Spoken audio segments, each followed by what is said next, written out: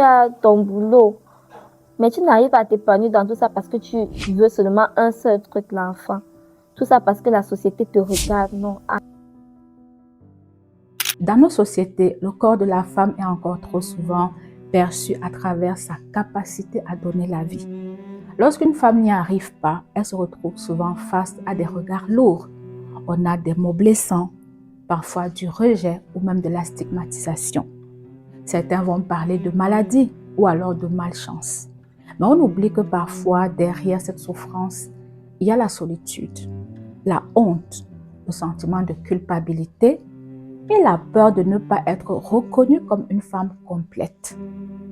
Aujourd'hui, nous donnons la parole à celles qui ont traversé cette épreuve-là, celles qui ont pleuré en silence, mais aussi celles qui ont trouvé la force de se reconstruire et de lâcher prise. Suivez attentivement ce témoignage et je vous retrouve à la fin pour quelques conseils pratiques.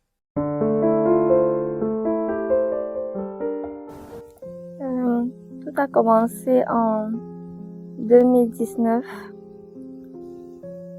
Des années avant, comme toutes les jeunes filles, j'ai eu mes règles, mais je les ai eues très tôt et j'ai toujours eu des règles douloureuses. Mais à partir de cette année-là, tout est allé de mal en pire. J'étais en couple et à cette période-là, j'avais déjà des rapports sexuels. Mais à chaque fois que je saignais, la douleur était plus intense. Je faisais des crises d'asthme. Je me retrouvais hospitalisée. Je ne pouvais pas vraiment avoir un rythme de vie normal parce que parfois à l'école, lorsque ça n'allait pas, je me retrouvais en train de sortir en cascade pour aller à l'hôpital. Et tous les bilans, tous les examens qu'on faisait ne montraient jamais rien. Donc le cauchemar commence à ce moment-là. Mon copain m'a toujours soutenue. On a essayé ensemble de comprendre ce qui n'allait pas, mais lorsqu'on allait à l'hôpital, vu qu'on ne voyait rien dans les examens, c'était comme si je dérangeais, j'en faisais un peu trop. Il y a beaucoup de femmes qui ont des règles douloureuses. Pourquoi est-ce que j'en fais tout un plat? En 2020, c'était un peu avant le Covid, je me retrouve toujours dans la quête d'avoir des réponses par rapport à mes multiples douleurs dans un hôpital réputé pour le suivi gynécologique. À cette période-là, les choses avaient commencé à changer, mais pas dans le bon sens. En plus des douleurs pendant les règles, j'avais mal pendant l'ovulation. J'avais mal quand j'allais même au sel. Et le pire, c'est que j'ai commencé à avoir mal pendant les rapports sexuels. C'était léger mais difficile. Au départ, je ne pensais pas encore à la fertilité. Je pensais pas encore avoir des enfants, j'étais jeune. Et lorsque nous allons consulter dans cet hôpital, ce jour-là, j'entends pour la première fois parler d'endométriose. Cette maladie qui n'est pas très connue, surtout chez nous en Afrique. Et le médecin m'explique que c'est normal que j'ai mal quand j'urine, c'est normal que j'ai mal pendant les rapports, que j'ai mal pendant les règles, pendant l'ovulation. Et c'est à ce moment-là qu'elle me dit qu'il y a aussi des risques de développer des problèmes d'infertilité. À partir de ce moment, on se demande est-ce qu'on va s'en sortir. Malheureusement, le Covid vient et cet hôpital fait partie des hôpitaux qui entrent en quarantaine parce qu'ils avaient beaucoup de patients, donc on ne peut plus y aller comme avant. Je continue à subir des douleurs, la maladie continue à se développer. En 2021, malgré toutes ces difficultés, on décide de programmer notre mariage. Parce que la dernière fois qu'on s'est séparés avec le médecin, elle nous a dit essayez d'abord d'avoir un enfant. Le combat de la fertilité commence à ce moment-là. On essaye d'avoir des rapports constamment, on calcule les périodes d'ovulation, toujours rien. À chaque test de grossesse négatif, c'était une douleur énorme, une grosse douleur. Mais je ne pouvais pas aller voir le médecin pour qu'on trouve d'autres solutions, justement, comme je disais. C'était compliqué d'accéder à cet hôpital. En fin 2021, on décide de se marier. Nous nous marions parce que après que la vague de Covid soit passée, on retourne à l'hôpital et le médecin nous propose une opération chirurgicale. Mais mes parents, ma belle famille, tout le monde est un peu contre. Bon, nous, on a décidé de le faire. Et dans tous les bilans qu'on fait avant l'opération, on se rend compte qu'il y a un problème de trompe bouchée. Tout ce processus, nous sommes en train de préparer le mariage. Quand on me parle de trompe bouchée, je saute un problème en plus. Comment va réagir ma future belle famille? Est-ce que mon mari voudra toujours m'épouser quand il saura que les difficultés vont grandissantes? Par la grâce de Dieu, il est toujours avec moi, il me soutient. L'opération était assez coûteuse et comme il est assuré grâce à son travail, on décide d'avancer la date de notre mariage en 2021 pour que je puisse être opérée sous l'assurance. Ma belle famille n'était pas très d'accord et après le mariage, on me propose plutôt de commencer un traitement à l'indigène. Une vraie torture. C'était loin d'être agréable. C'était douloureux. C'était difficile. Et ça n'a rien changé. Je souffrais de plus en plus. J'étais censée chercher des enfants avec mon mari, donc avoir des rapports. Sauf que pendant les rapports, j'avais tout le temps mal, donc ne pouvais pas. La vie à deux était de plus en plus difficile. Il faut savoir qu'une femme qui souffre d'endométriose est constamment fatiguée. Elle a constamment mal. À certains moments, les autres vous voient comme une paresseuse. Ils vont se dire, mais c'est quoi cette femme qui ne peut pas travailler, qui est tout le temps allongée? Et après, tu peux pas te mettre à expliquer à tout le monde. Quand j'étais pas encore mariée, les questions ne se posaient pas trop. J'étais chez mes parents savaient de quoi je souffrais, on me dérangeait pas trop. Ça allait. Mais lorsque je me suis mariée, les premières années, je vivais chez mes beaux-parents.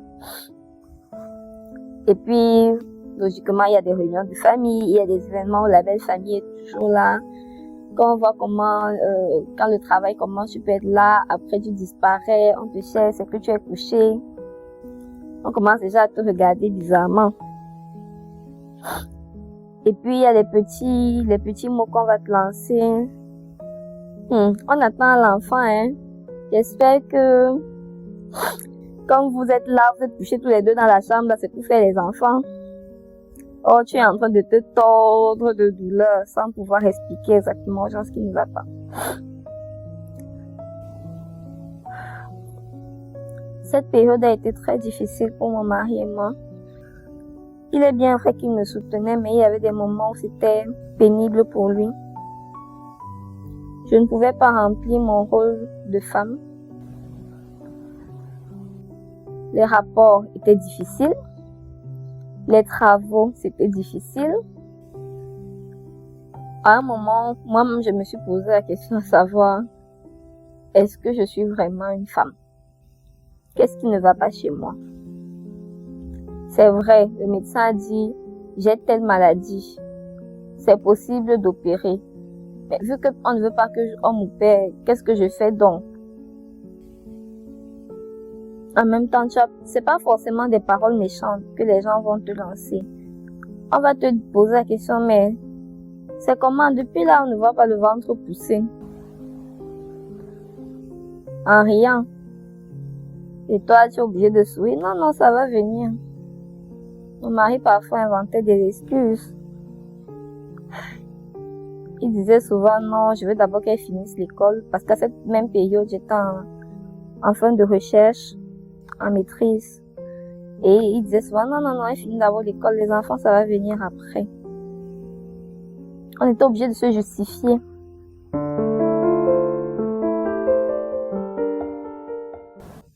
Finalement, en 2022, mon mari et moi, nous décidons de faire l'opération, puisque toutes les tentatives avaient échoué et je souffrais énormément.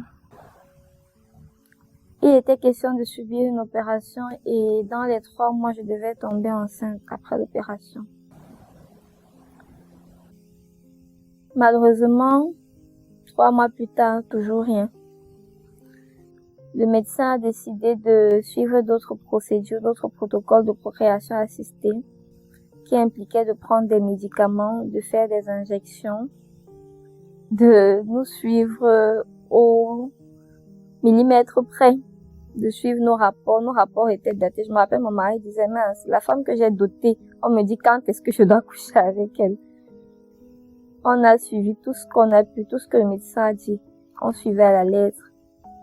Mais, encore une fois, chaque test de grossesse, je n'attendais même pas la date des règles. J'essayais de calculer. Et c'était stressant. Mais chaque test de grossesse était négatif, négatif, négatif. Malgré toutes les stimulations. La tension devenait de plus en plus pesante parce que psychologiquement, moi, je commençais à baisser les bras. Et ça impactait sur mon mari. Il était fatigué de m'entendre pleurer, de m'entendre me plaindre, parce qu'il faut savoir qu'à chaque test négatif, pour une femme qui est en pleine recherche et qui en a déjà bavé, chaque mois, chaque test négatif, c'est un deuil. C'est comme si elle a perdu un enfant qu'elle venait de faire, mais il n'est pas resté. À chaque fois, c'était ça. Et à un moment, pour les hommes, c'est un peu pénible.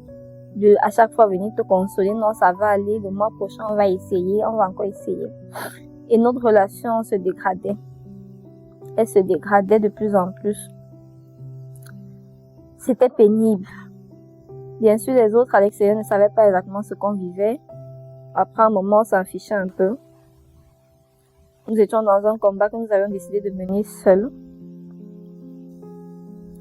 Mais notre unité, notre cohésion était de plus en plus impactée. Et j'avais l'impression de rejeter la faute sur moi. Parce que tellement je me disais, est-ce qu'il n'a pas fait une erreur en m'épousant? Je lui disais même souvent directement que on ferait mieux, tu me laisses et puis tu vas trouver une femme qui va te donner des enfants. En fait, à un moment, on se met la pression seule. Je me mettais la pression toute seule. Je n'avais pas, il y a des femmes qui subissent des moqueries, qui se font insulter par leur belle famille. Je n'avais pas tout ça. Mais c'est un point tellement important chez nous qu'on se met la pression toute seule. Et j'ai fait des dépressions. À un moment, je me suis retrouvée à des périodes où je voulais rien. Après un test de grossesse négatif, des règles qui sont venues de plus en plus abondantes, douloureuses. Je me cloîtrais dans ma chambre, je mangeais pas, je buvais même pas. C'est là où j'ai su ce que c'était qu'une dépression. J'ai fait pratiquement 3 jours comme ça. Il a fallu que mon mari appelle ma mère. Ma mère est venue. C'est quelque chose qui n'est pas connu chez nous, la dépression. On se dit non, ça c'est un caprice qu'elle est en train de faire. Ma mère m'a d'abord crié dessus. Qu'est-ce que tu fais? Qu'est-ce que tu veux? Pourquoi tu veux déranger? Or, à ce moment-là, j'étais complètement perdue. Je me demandais pourquoi ça m'arrive à moi. Qu'est-ce que j'ai fait? Qu'est-ce que j'ai fait de mal?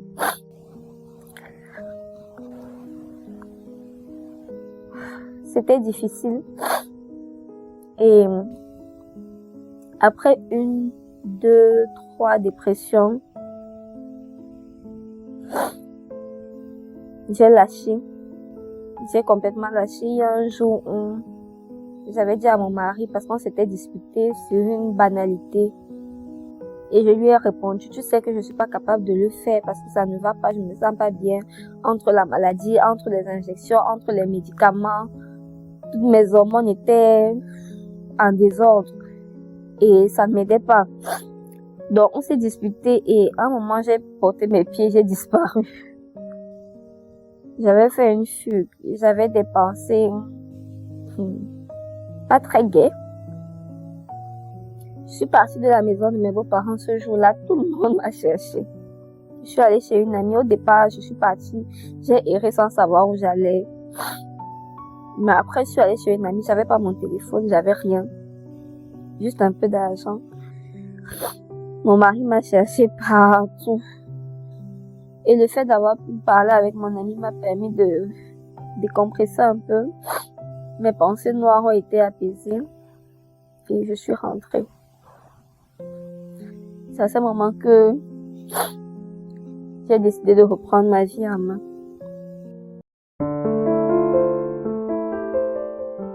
Comme je disais tout à l'heure, les gens autour de moi, rares sont ceux qui avaient les détails de mon état de santé. Ils avaient juste l'habitude d'entendre que je suis hospitalisée, que ça ne va pas. C'était une fois tous les 2 à 3 mois, j'étais à l'hôpital. Les gens étaient fatigués. Certains me lançaient parfois, toi aussi, pourquoi tu veux déranger ton mari? C'était pareil que ce soit dans ma famille, dans ma propre famille, et dans ma belle famille. Il y a une fois, pendant une dispute avec mon mari, il m'a dit, il y a des gens, on m'a demandé si je suis sûre que c'est toi que je vais épouser. Et j'ai dit oui, je savais sur quoi je comptais. Dès qu'il a dit ça, je me suis une fois dit, ça y est. Ça veut dire que dans sa famille, il y a des gens qui ne veulent pas de moi. Qui se disent que je suis pas capable de lui donner un enfant d'un. De deux, je le fais dépenser tout le temps à l'hôpital. Psychologiquement, lui-même, il doit pas être bien. Donc, je me disais intérieurement que dans sa famille, on me voit comme un problème, comme un frein dans sa vie. Dans ma famille, on me disait, en plus de pas pouvoir concevoir, de pas faire d'enfants, je dérange parce que je suis tout le temps à l'hôpital, je peux pas un peu essayer de faire des efforts, je peux pas supporter un peu la maladie, pourquoi je suis tout le temps à l'hôpital, je dérange.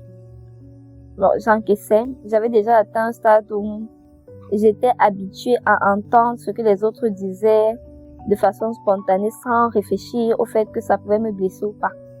Je m'étais déjà forgé une sorte de barrière. Mais les persécutions directes, je n'en ai pas vécu. C'est vrai que je connais des femmes qui le vivent réellement. Une belle-mère qui va venir et dire, tu peux pas donner un enfant à mon fils, sors de la maison. Tu peux pas donner un enfant à mon fils, on va envoyer une deuxième femme du village. Si tu n'es pas forte de caractère, tu t'effondres. Et parfois, même quand tu es fort de caractère et que tu veux tenir tête, si ton mari ne te soutient pas, ça sert à rien. Le plus difficile dans ces épreuves-là, c'est le soutien de ton mari. J'ai eu la grâce d'avoir un homme qui m'a soutenue malgré les moments où on se disputait, malgré les difficultés. Il m'a toujours soutenue. Quand moi je pensais que je servais à rien dans la planète, il m'a toujours soutenue. Donc je n'ai pas personnellement vécu ces persécutions, mais à mon fort intérieur, je me persécutais moi-même.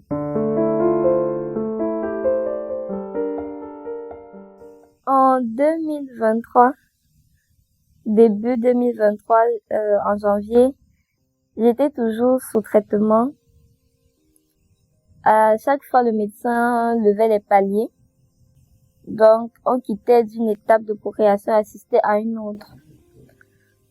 En janvier, puisque les choses n'évoluaient pas comme on souhaitait, et je me rappelle quelques semaines, quelques mois avant, j'avais fait un test qui s'appelait... On essayait d'évaluer ma réserve ovarienne. Parce que par hasard, vraiment par hasard, une amie qui faisait une recherche m'a prélevé, elle a constaté que j'avais un problème au niveau de mes hormones. Et lorsqu'on évalue ma réserve ovarienne, on se rend compte qu'elle est faible et que dans quelques années, je vais subir ce qu'on appelle une ménopause précoce. Ça me stresse d'abord encore plus. Je me dis, mais si je ne speed pas actuellement, ça veut dire que dans quelques années, je ne pourrai plus concevoir. Au départ, mon stress était augmenté. En janvier, on se met la pression.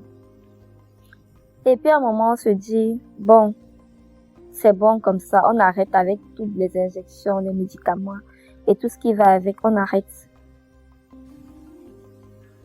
On va essayer d'économiser pour faire une fécondation in vitro. Mais quand le médecin nous donne le coût de cette procédure, là, on inspire et on dit, bon, on fait d'abord la pause. On fait d'abord une longue pause.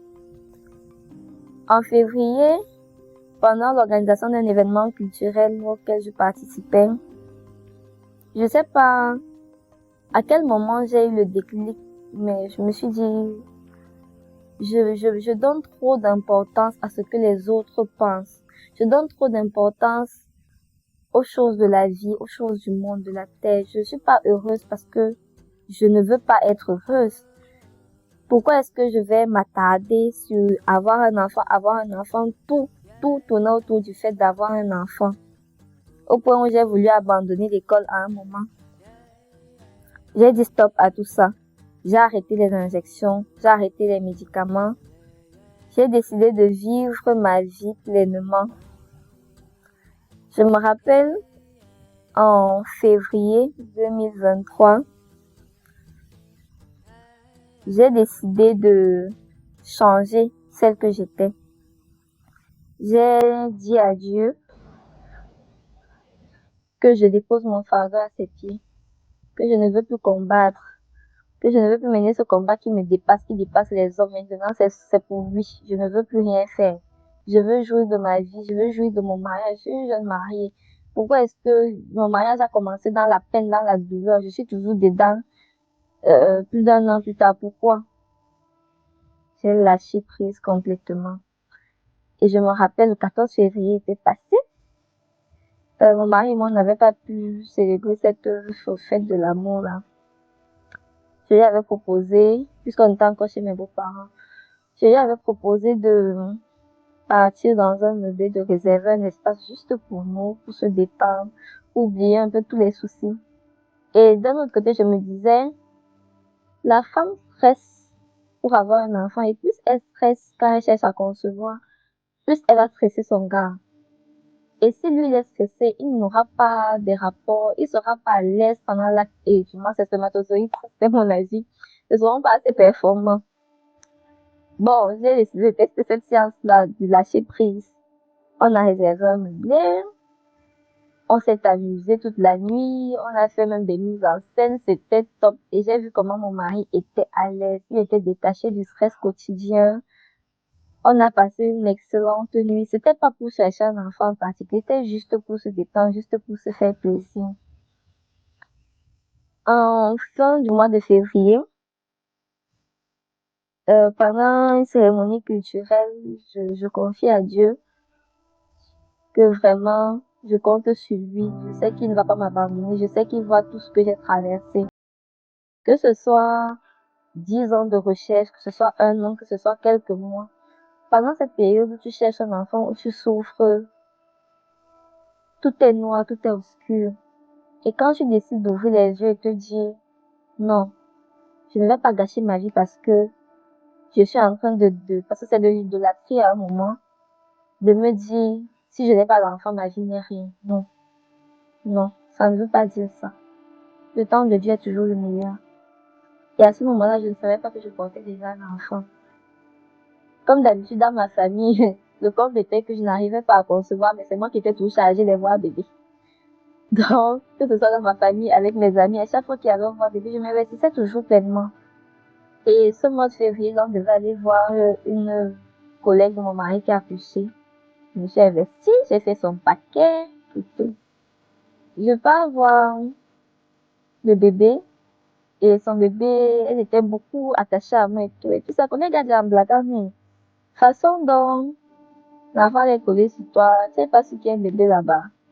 Vu que j'étais habituée à ce qu'on me dise ça et puis il n'y a jamais rien, j'ai aussi fait, ah, il n'y a rien. En mars ou avril, je tombe malade. On me dit, on va faire les tests de grossesse parce que depuis janvier, février, j'avais arrêté de faire les tests de grossesse. Et pourtant, avant, chaque mois, mes tests étaient là, posés au calme. En avril, ma collègue me dit, non, fais le test, non, je dis, ah, ça sert à rien, je suis pas enceinte.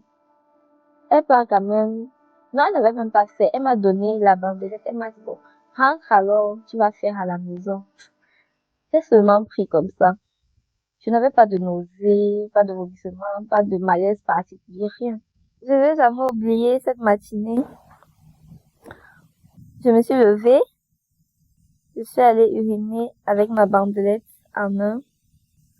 Je l'ai trempée et puis je m'attendais à rien de particulier. J'ai juste fait pour éliminer toute cause de mon état de santé dégradé de la veille. Quand j'ai regardé la bandelette et que j'ai vu la deuxième barre, je n'ai pas cru. J'ai douté. Et je n'avais même pas une autre bandelette pour confirmer. Mais je pouvais pas retenir ma joie. Je me rappelle, il devait être 4 heures du matin. Je crois 4 ou 5 heures du matin. À tout casser.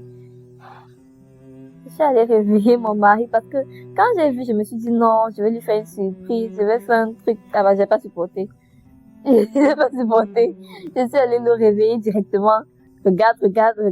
Dans le sommeil, il regarde, il ne comprend même pas de quoi il s'agit. Il regarde bien.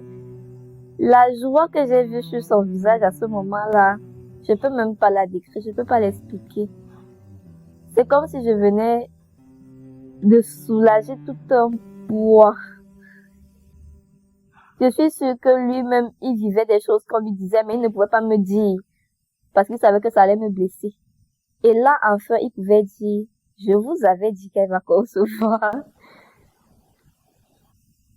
C'était une superbe journée, mais après, à un moment, j'ai encore dit, ça peut m'être positif comme ça, là. Il n'y a rien, parce que ce que j'ai oublié de dire, c'est que quelques années avant, j'ai conçu, mais j'ai fait une fausse couche. Je me suis dit, bon, je suis pas sûre. On va d'abord à l'hôpital, on fait l'écho. C'est quand on va me dire qu'on voit bien le bébé là-bas dedans, qu'il est bien installé, que je vais dire oui. Et à partir de ce moment où le médecin nous a dit, le bébé est bien là. Ma vie, déjà, c'est vrai, j'avais lâché prise, j'étais déjà heureuse sans ça, mais, oulala. J'étais doublement, triplement plus heureuse. Mon mari, alors chaque visite, il était l'un des rares papas qui était dans la salle d'attente. Chaque visite, il était avec moi. Tout ce qu'il fallait faire, il était là. Ma belle-mère était toute contente. Et bizarrement, elle a commencé à me traiter un peu plus différemment qu'avant. Quand j'étais fatiguée, non, repose-toi. Ma mère était contente parce que le poids, parce que je suis que toutes ces personnes, ils avaient aussi des échos, des oui-dire, d'autres personnes qui pouvaient pas me relater parce qu'ils savaient que ça devait me faire mal. Et c'est à ce moment-là que beaucoup de petites choses sortent. Ma mère qui me dit, oui, enfin, on va aussi arrêter de me dire que, oh, ta fille, depuis qu'elle a un mariage, là, c'est comment? Elle ne va plus entendre ce genre de phrases.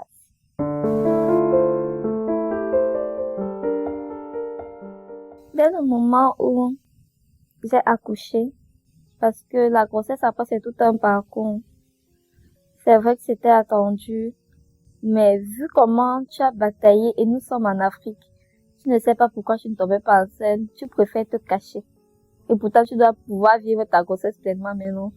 Nous, on se cache d'abord. Ce qui fait que beaucoup de gens ne savaient pas que j'étais enceinte.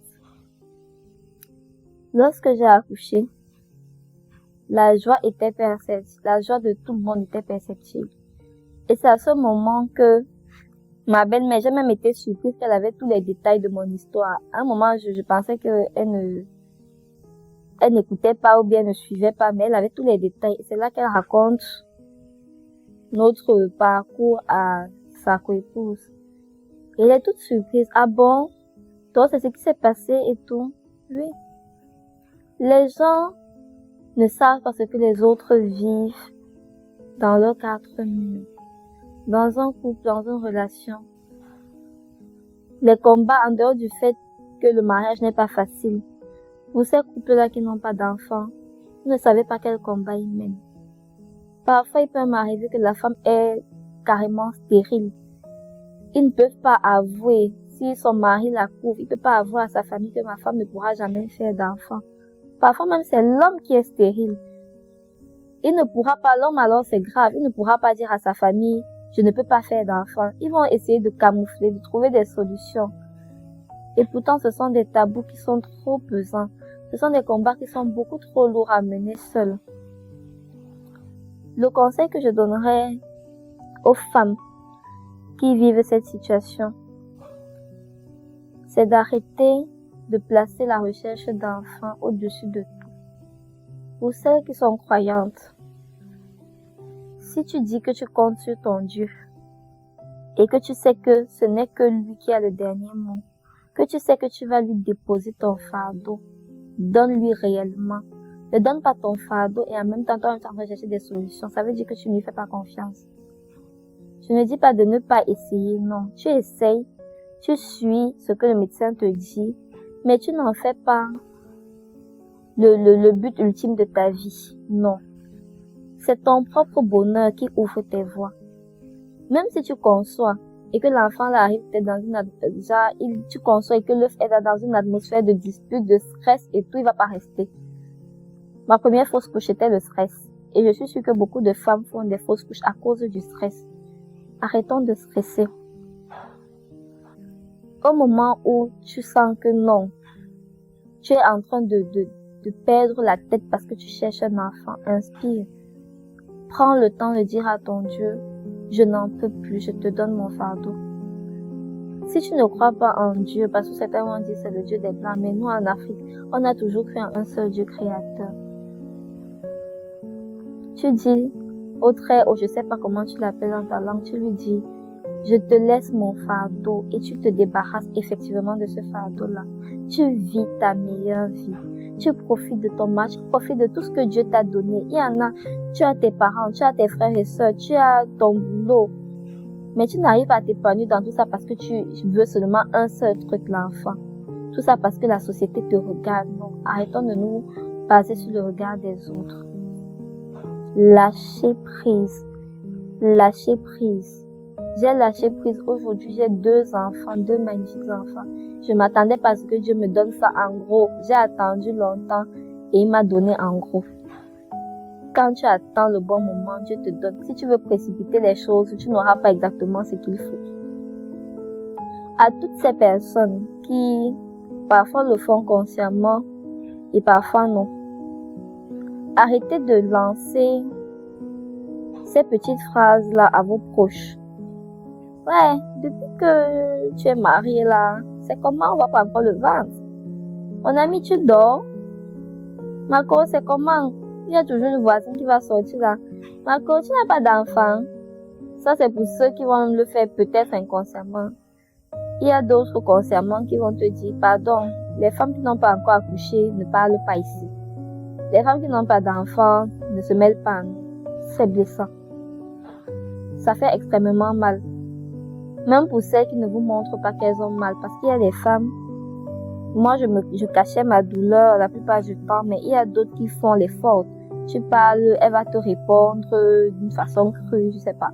Pour te faire croire qu'elle n'en a rien à faire. Mais c'est faux. C'est faux. Elle ressent bien quelque chose. Et à chaque fois qu'on va lancer cette petite phrase, on va blesser. Donc faisons attention à ce qu'on dit. Si on se soucie trop de la personne, si c'est un proche ou une amie, on va vers la personne. Est-ce que ça va? Il y a un souci. Tu as besoin de parler. Si elle ne veut pas en parler, vous lui laissez la porte ouverte. Le jour où tu veux, tu viens me voir, on en parle. Si je peux t'aider, je vais t'aider.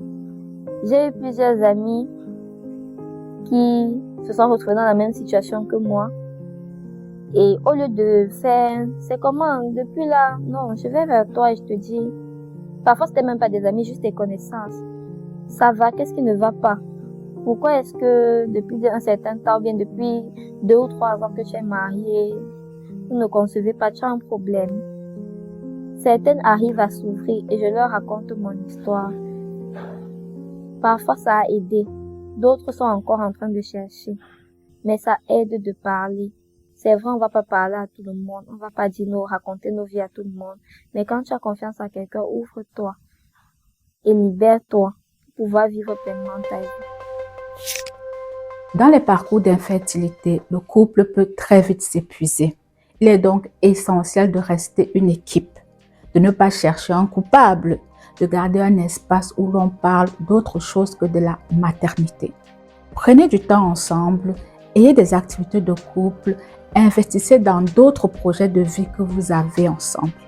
Se donner des moments de douceur, de rire et de complicité aide le couple à ne pas réduire son existence à l'infertilité et à rester un lieu d'amour et de soutien.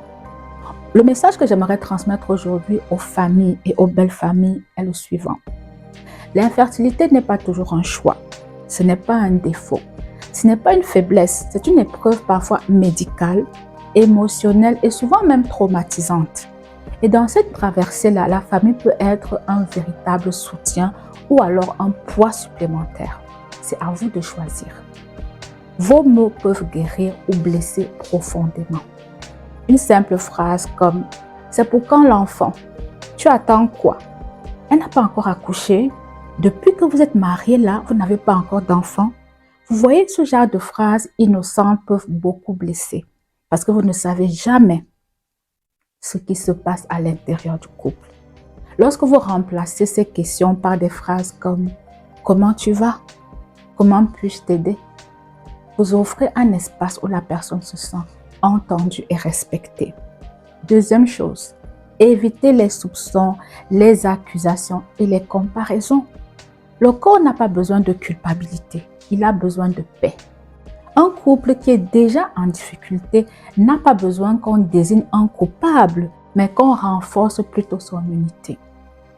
Troisième point, soutenir ne veut pas dire envahir. Votre présence doit être un appui et pas un contrôle. Vous pouvez donc les accompagner sans poser trop de questions intrusives, sans donner des ordres et surtout sans imposer des solutions. Parfois, offrir un silence respectueux vaut mieux que 1000 conseils. Vous pouvez devenir le premier cercle de soutien émotionnel contre la honte, la stigmatisation et la solitude. Vous avez également le pouvoir d'alléger cette épreuve-là et d'ouvrir la voie au courage en aidant ces femmes-là et ces couples-là qui ont beaucoup du mal à enfanter. Ainsi, ils ne porteront pas seuls ce fardeau qui parfois peut les dépasser dans un contexte où il y a beaucoup de stigmatisation et de jugement. Parce que le soutien, c'est d'abord une posture. Moins de jugement, plus d'amour. Moins de pression, plus de présence. Parce que la santé mentale du couple et surtout la santé mentale de cette femme compte.